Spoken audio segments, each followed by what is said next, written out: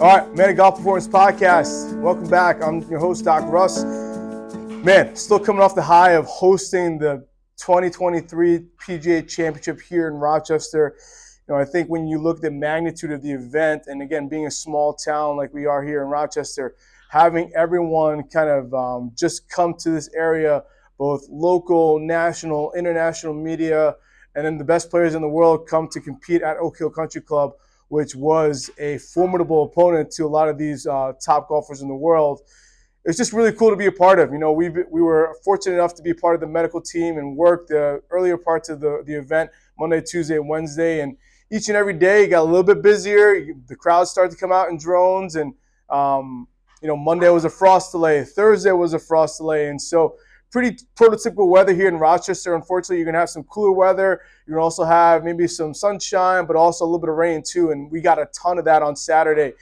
Friday was supposed to be a beautiful day and there was no rain in the forecast. And all of a sudden Friday rolled around. Friday afternoon, we got these huge storms come in. And then Saturday, it continued basically torrential downpour all day long. And so we were fortunate enough to be fans and take in a lot of the championship rounds on Friday and Saturday.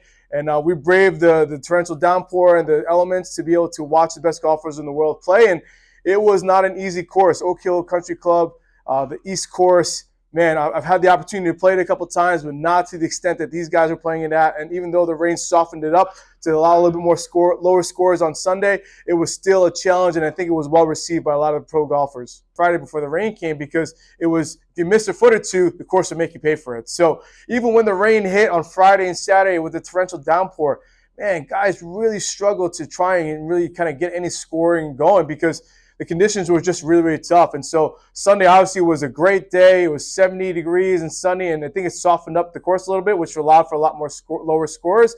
But leading up until that, that's Rochester weather. Unfortunately, you're going to get all different types of seasons. And, again, even with the frost delay on Thursday, it's just one of those things where you can never really kind of account for the weather. The weather is always the wild card. And again, it definitely played a factor here when it comes to, hosting the PGA Championship this past weekend. So, kudos to the grounds crew at Oak Hill East for putting together an amazing course. Every detail definitely stood out, and the course was well received by not only the patrons, but also the players and those who were around, walking around the grounds, all week. When we talk about storylines, obviously Brooks Keopka, took home the PGA Championship, his fifth major. And again, it's a testament to his, again, when it comes to majors, Brooks Keopka is, the best of the best and can compete with anyone. But the storyline of the week was Michael Block. Again, him shooting even on Thursday, Friday, Saturday, being paired up with Rory on Sunday, having a hole-in-one on the back nine, and just stealing the hearts of all of America and across the country.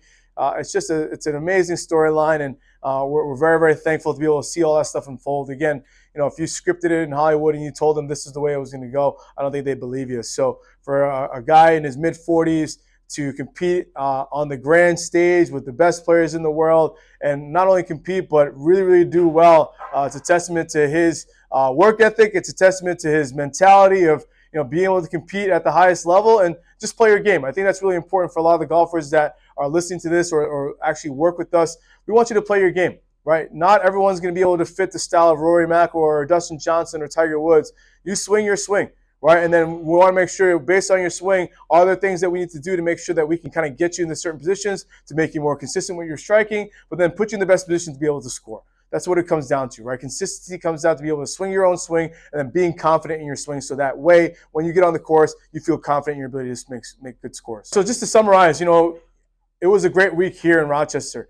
Oak Hill did a great job of hosting the PGA Championship, and we're just kind of at a loss for words just as to how grateful we were to have championship golf here again in Rochester, New York, and have the best players of the world compete here at our course. It's right in our backyard. And so, I think we have a very, very avid and loyal fan base when it comes to golfers here, and be able to see a lot of our golfers that we work with here locally, but not locally, kind of travel to this area to see championship golf. It was just an awesome opportunity to just kind of soak it all in and appreciate it for what it's worth. And lastly, I want to say a big thanks to Dr. Harry Sesse.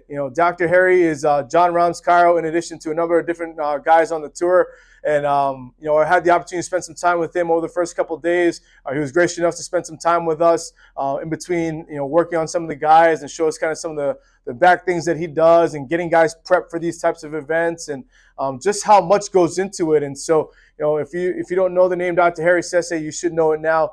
He's a great resource. He's a great clinician and a provider that has done a lot of great things here on tour and is smart beyond his years and, knows a lot about the game of golf, knows about how the body moves and what should be done in order to kind of get bodies prepped for, these major championships. And I was just grateful for the opportunity to kind of speak with him, meet him in person. He came on this podcast 2 years ago, and we've been, kind of in touch ever since. And the fact that I can meet him here in person, here in Rochester, in our hometown, and be able to just kind of talk shop about some of the things that he looks at from a golf standpoint and ways we can kind of implement some of the things some of the strategies that he does.